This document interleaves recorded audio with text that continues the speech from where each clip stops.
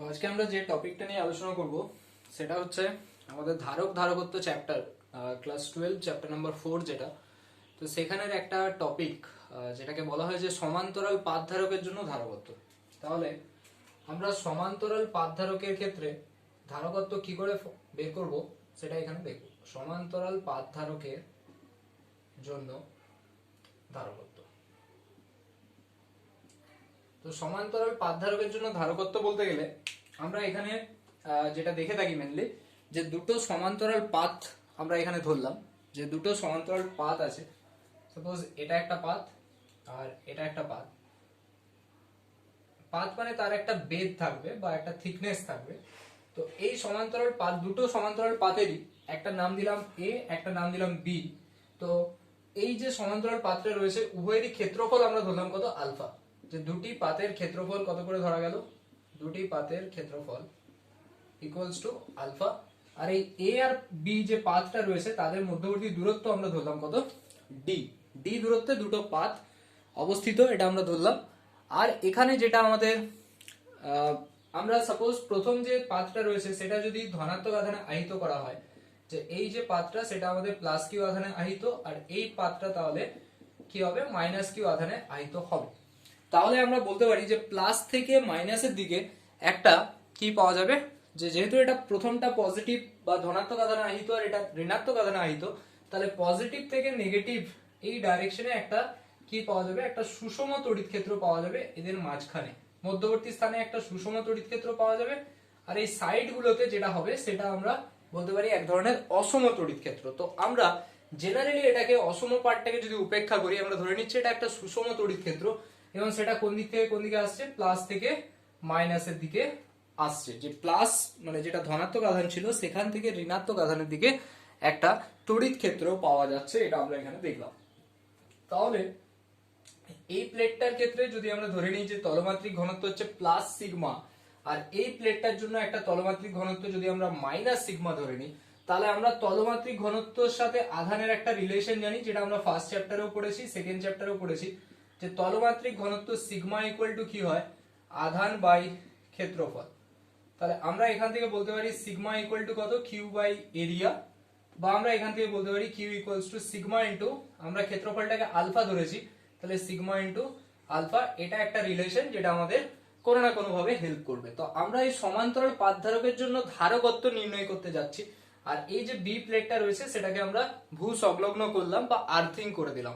এরপরে যখন আমরা টোটাল এদের মধ্যে কি দেখতে হবে, যে এখানে আমাদের দেখতে হবে যে দুটো পাতের জন্য নেট যে তড়িৎ ক্ষেত্র প্রাবল্য পাওয়া যাচ্ছে সেটা কত। তো আমরা জানি একটা পাতের জন্য, যেটা আমরা সেকেন্ড চ্যাপ্টারে তড়িৎ ক্ষেত্র চ্যাপ্টারে পড়েছি, যে একটা পাতের জন্য যদি আমরা বলে থাকি যে একটা পাত মানে একটা যেহেতু 2D বডি, তো একটা পাতের জন্য কি হয়, তড়িৎ ক্ষেত্রের ভ্যালুটা হয়ে থাকে সিগমা বাই কত হয়ে থাকে, 2 into epsilon. Sigma by 2 into epsilon, মানে এটাকে আমরা লিখতে পারি যে sigma by 2k epsilon not. কেননা আমরা k সমান জানি কি, এপসাইলন বাই এপসাইলন নট, যেখানে k টাকে বলা হয় পরাবৈদ্যুতিক ধ্রুবক, যেটা কিনা কোনো মাধ্যমের তড়িৎভেদ্যতা বাই শূন্য মাধ্যমের তড়িৎভেদ্যতা। যদি আমরা ধরে নিই এই মাধ্যমের তড়িৎভেদ্যতা হচ্ছে কত, এপসাইলন, তাহলে আমরা কি বলতে পারি, k সমান পরাবৈদ্যুতিক ধ্রুবক সমান এপসাইলন বাই এপসাইলন নট। তাহলে এপসাইলন সমান কি হবে, k ইনটু এপসাইলন নট। তাহলে আমরা এখানে বসালাম কত, E equals to sigma by 2k epsilon naught. এটা কার জন্য হচ্ছে, এই পাতটার জন্য। আর এই পাতের জন্য সেম ভাবে হবে কত, এই পাতের জন্য যদি আসে sigma by 2k epsilon not, এই পাতের জন্য আসবে sigma by 2k epsilon naught. তাহলে আলটিমেট মোট তড়িৎ ক্ষেত্র প্রাবল্য, মোট তড়িৎ ক্ষেত্র প্রাবল্য যেটা আসছে এখানে দুটো প্লেটের জন্য, মোট তড়িৎ ক্ষেত্র প্রাবল্য আসবে কত, sigma by 2k epsilon naught plus sigma by 2k epsilon naught, মানে sigma by k epsilon naught. এটা আমরা পেলাম মোট তড়িৎ ক্ষেত্র প্রাবল্য, যেটাকে আমরা ই সিম্বল দিয়ে ডিনোট করে থাকি। এরপরে আমাদের যেতে হবে কোথায়, যে বিভবে। আমরা এখান থেকে বিভব বের করব, বিভব থেকে আমরা ধারকত্ব রিলেশন জানি, কেননা তড়িৎ ক্ষেত্র প্রাবল্যের সাথে ডাইরেক্ট কোনো ধারকত্ব রিলেশন নেই। তাহলে আমাদের ক্ষেত্র প্রাবল্য থেকে প্রথম কাজ হবে বিভবে যাওয়া। তাহলে এখানে বিভব কত হবে না, বিভবের ভ্যালু যেটা আসছে আমরা জানি ভি ই ইকুয়ালস টু কত হয়, মাইনাস ডিভি বাই ডিআর। তাহলে এখানে ই সমান কত হবে, বিভবটা হচ্ছে ভি, আর ডিআর বলতে তাদের মধ্যবর্তী দূরত্ব কত ছিল, ডি। তাহলে আমরা বলতে পারি বিভব সমান ক্ষেত্র প্রাবল্য গুণিত তাদের মধ্যবর্তী দূরত্ব। তাহলে আমরা ক্ষেত্র প্রাবল্য সমান এটা পেয়েছি sigma by K epsilon naught. তাহলে বিভব কত হবে, বিভব ভি ইকুয়ালস টু আসবে ই ইন্টু ডি, মানে sigma by K epsilon naught into D, এটা আসছে বিভবের এক্সপ্রেশন। এবার এখান থেকে যদি আমরা ধারকত্ব যাই, তাহলে ধারকত্ব সমান আমরা জানি সি ইকুয়ালস টু কি হয়, ধারকত্ব ইকুয়ালস টু আমরা জানি কি ধারকত্ব সি ইকুয়ালস টু হয়ে থাকে কিউ বাই ভি। তাহলে কিউ এর জায়গায় আমরা কি লিখতে পারি, যেহেতু সিগমা সমান আমরা জানি কিউ বাই আলফা, তাহলে কিউ সমান কি হবে সিগমা ইন্টু আলফা। তাহলে কিউ এর জায়গায় আমরা লিখতে পারি sigma into alpha by V মানে হচ্ছে কত sigma by K epsilon naught into D. Sigma sigma cancel, so C equal to আমরা পাচ্ছি K epsilon naught alpha by D. এটা হচ্ছে কোন একটা সমান্তরাল পাত ধারকের ক্ষেত্রে ধারকত্বের রাশিমালা। এবং এখান থেকে আমরা যেটা পেলাম সমান্তরাল পাত ধারকের ক্ষেত্রে যে ধারকত্ব, যে এটা কি কি বিষয়ের উপর ডিপেন্ডেন্স থাকছে, যে সমান্তরাল পাত ধারকের ধারকত্ব সি, সেটা আমরা ক্লিয়ারলি দেখতে পাচ্ছি যে সিটা ডাইরেক্টলি প্রপোর্শনাল থাকছে কার সাথে, আলফার সাথে। আমরা এই যে এক্সপ্রেশনটা রয়েছে সেই এক্সপ্রেশনটা থেকে এটা আমরা ক্লিয়ার বলতে পারি যে C equal to K into epsilon naught alpha by D, মানে সি ডাইরেক্টলি প্রপোর্শনাল কার সাথে, এরিয়ার সাথে, মানে আলফার সাথে ডাইরেক্টলি প্রপোর্শনাল। মানে পাঁচটার ক্ষেত্রফল যত বেশি হবে ধারকত্ব তত বাড়বে। আমাদের টার্গেট হচ্ছে ধারকত্বকে বৃদ্ধি করা, তাহলে ধারকত্ব কি করে বাড়বে না, পাতের ক্ষেত্রফল যত বেশি হবে ধারকত্ব তত বাড়বে। এক নম্বর পয়েন্ট এটা। সেকেন্ড পয়েন্ট যেটা থাকছে যে সি ভ্যারিজেস 1 বাই ডি, মানে তাদের মধ্যবর্তী দূরত্ব, পাত দুটোর মধ্যবর্তী দূরত্ব যদি এতটা থাকে আর পাত দুটির মধ্যবর্তী দূরত্ব যত কম হবে তত ধারকত্ব বাড়বে, এটা একটা দেখলাম। আর ধারকত্বের যে ভ্যালুটা সেটা দেখো ডিপেন্ড করছে ডাইরেক্টলি কার সাথে, এপসাইলন নট অর্থাৎ শূন্য মাধ্যমের তড়িৎভেদ্যতার সাথে ডিপেন্ড করছে, আর সি ডাইরেক্টলি ডিপেন্ড করছে পরাবৈদ্যুতিক ধ্রুবকের সাথে। মানে আমরা ক্লিয়ার বলতে পারি সি এপসাইলন এর উপরে ডিপেন্ডেন্ট থাকছে। এপসাইলন মানে যে কোনো মাধ্যমের তড়িৎভেদ্যতার ভ্যালু। তো এটা আমরা এখান থেকে দেখলাম। যদি বুঝতে অসুবিধা হয় আমাকে হোয়াটসঅ্যাপ করো, আর না হলে এটা 2-3 বার করে ভিডিওটা দেখো, আশা করছি ক্লিয়ার হবে। তো এরপরে এখানে আরেকটা যে ছোট্ট কনসেপ্ট রয়েছে, যে এখানে আমরা দেখেছিলাম দুটো প্লেট আছে। আমরা এখানে যে সমান্তরাল পাত ধারকটা ধরেছি এটা একটা, এটা একটা, তো দুটো প্লেটের জন্য আমরা রাশিমালাটা এরকম পেলাম C equal to K epsilon naught alpha by D. তো যদি এরকম ধরে নাও n নাম্বার অফ যদি এরকম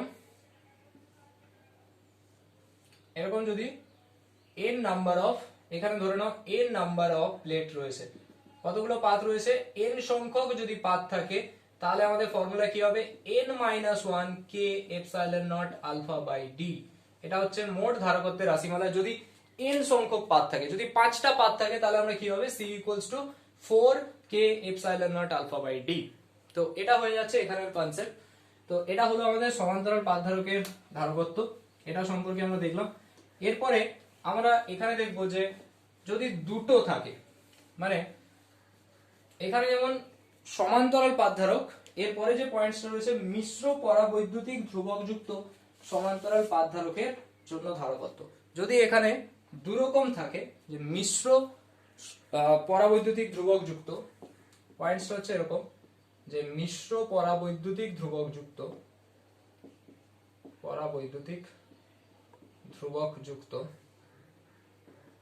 সমান্তরাল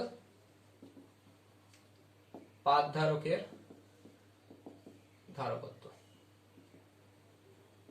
যদি এটা মিশ্র পরাবৈদ্যুতিক ধ্রুবক থাকে, যেমন আগেরটাতে শুধুমাত্র আমরা কি দেখলাম, শুধুমাত্র একটা রয়েছে তার জন্য কি এক্সপ্রেশন আসলো সেটা আমরা দেখলাম, কিন্তু এখানে যদি দুরকম থাকে, দুটো পরাবৈদ্যুতিক ধ্রুবক থাকে, মানে আগেরটাতে আমরা ছিল এরকম যে মাঝখানে এটা একটা কে পরাবৈদ্যুতিক ধ্রুবক রয়েছে, তার জন্য আমরা এক্সপ্রেশন পেয়েছি K epsilon naught alpha by D.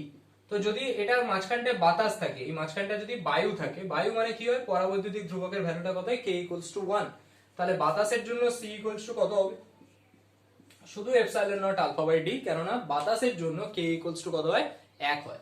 তো এটা আমরা দেখলাম। ঠিক সেরকম মিশ্র পরাবৈদ্যুতিক ধ্রুবক, আগেরটাই যেমন শুধু এপসাইলন পরাবৈদ্যুতিক ধ্রুবকটা ছিল, এখানে যদি দুটো পরাবৈদ্যুতিক ধ্রুবক থাকে, মানে k1 আর k2 আছে, ধরো এরকম প্লেটস রয়েছে, এরপরে ধরে নাও এদের মাঝখানে সেপারেশন হচ্ছে ডি, মাঝখানে সেপারেশনটা ডি, আর এইখানে একটা আলাদা ফলক রয়েছে যার বেধ হচ্ছে কত, টি।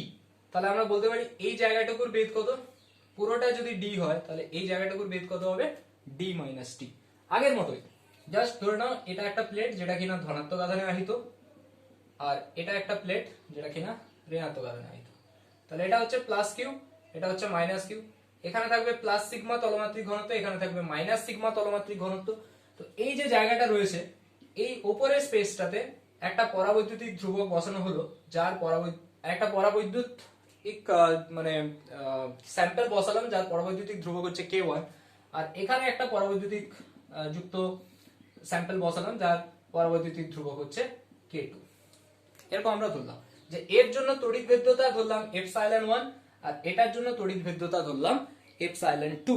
তাহলে এখানে আমরা দেখতে পাচ্ছি দুটো জিনিস, যদি আমরা ক্লিয়ারলি দেখি যে এখানে কি রয়েছে।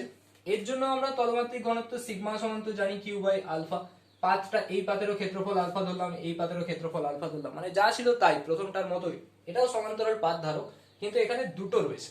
এটা এই যে ফলকটা নিচের ফলকটা তার থিকনেস আমরা ধরেছি টি, আর তাহলে পুরো তাদের মধ্যে দূরত্ব যদি ডি হয় তাহলে এই অংশটা কতটাতে থাকবে ডি মাইনাস টি।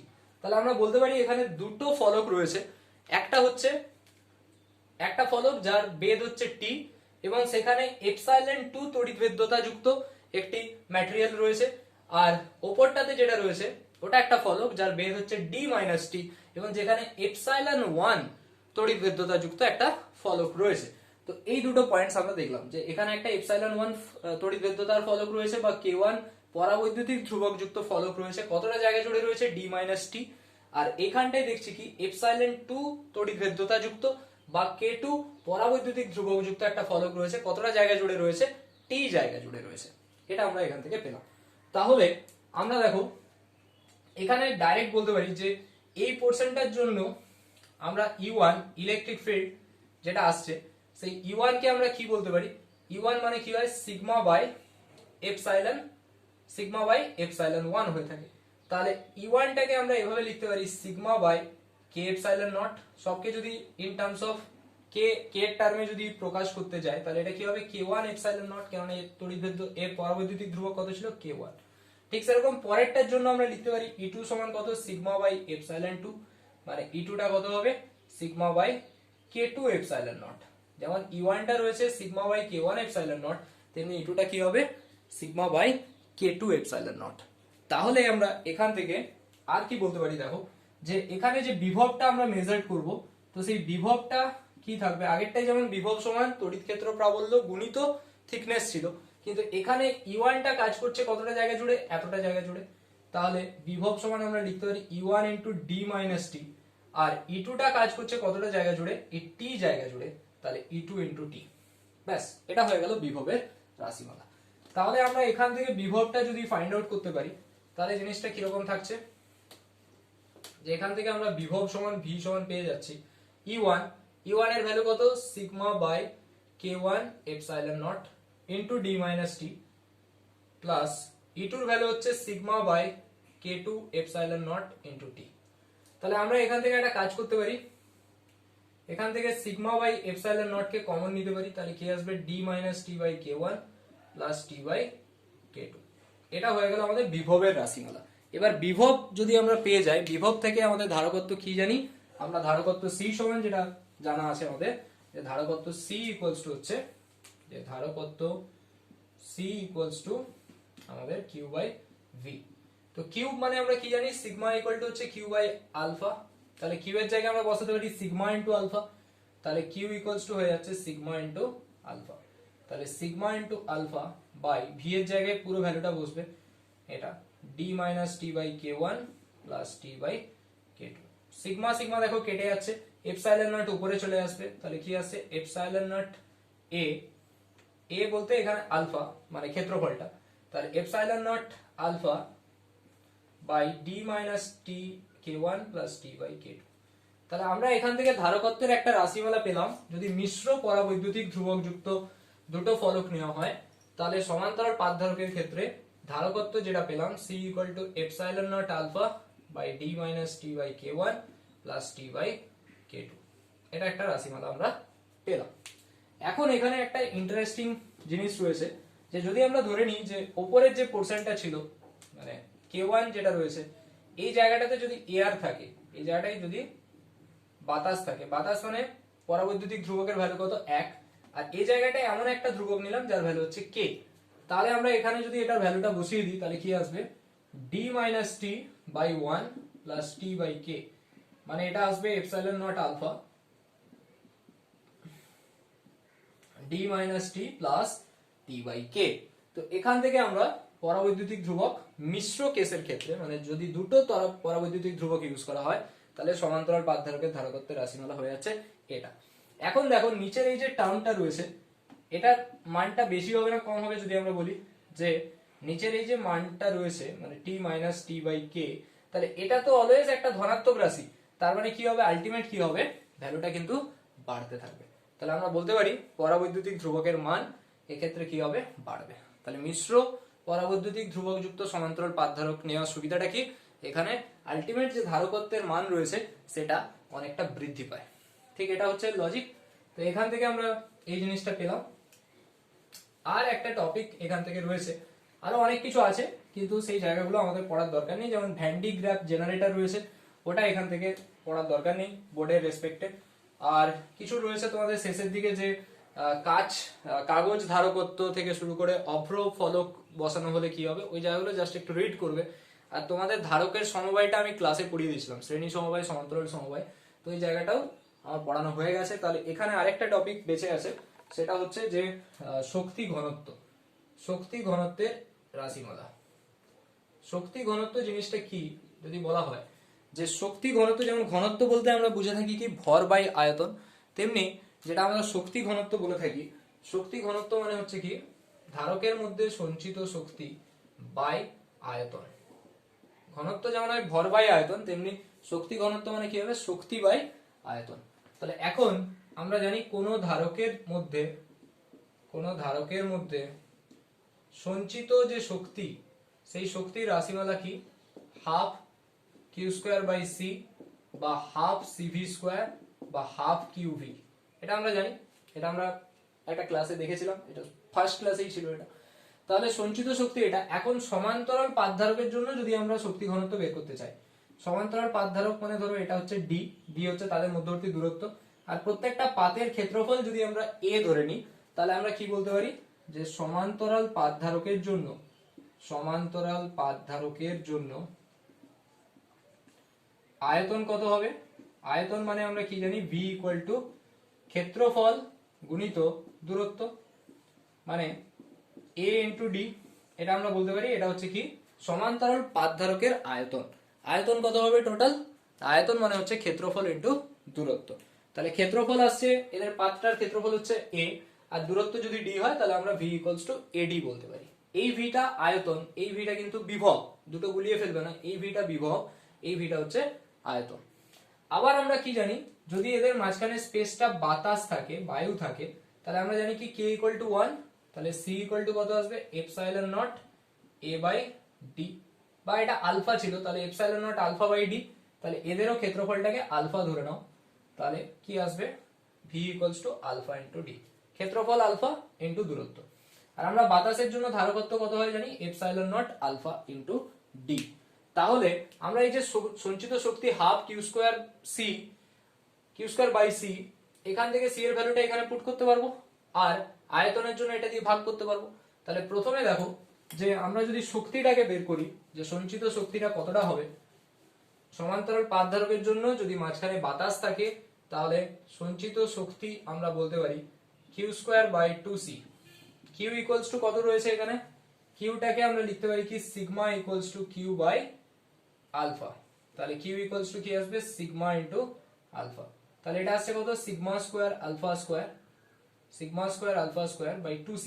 সি এর জায়গায় আমরা কি বসাতে পারি epsilon naught alpha by d, এখানে আমরা কি বসাতে পারি epsilon naught alpha by D.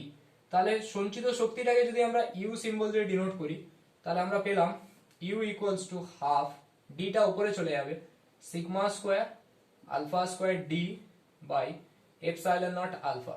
তো একটা আলফা কাটবে, তাহলে আমরা পাচ্ছি U equal to half sigma square alpha d by epsilon naught. এটা আমরা সঞ্চিত শক্তি সমান পেলাম। এখনো এটার আনসার হয়নি। আমরা দেখো যেটা তড়িৎ ক্ষেত্র পাতের জন্য, সমান্তরাল পাত যেটা ছিল, তো সেই সমান্তরাল পাতের জন্য মোট তড়িৎ ক্ষেত্র কত পাই, সিগমা বাই এপসাইলন নট। যদি মাঝখানে স্পেসটা বাতাস থাকে, বাতাস হলে কে এর ভ্যালুটা কত হয়, 1 হবে। Actually sigma by K epsilon naught হয়, কিন্তু এটাকে আমরা লিখতে পারি সিগমা বাই এপসাইলন নট, কেননা কে এর ভ্যালু 1।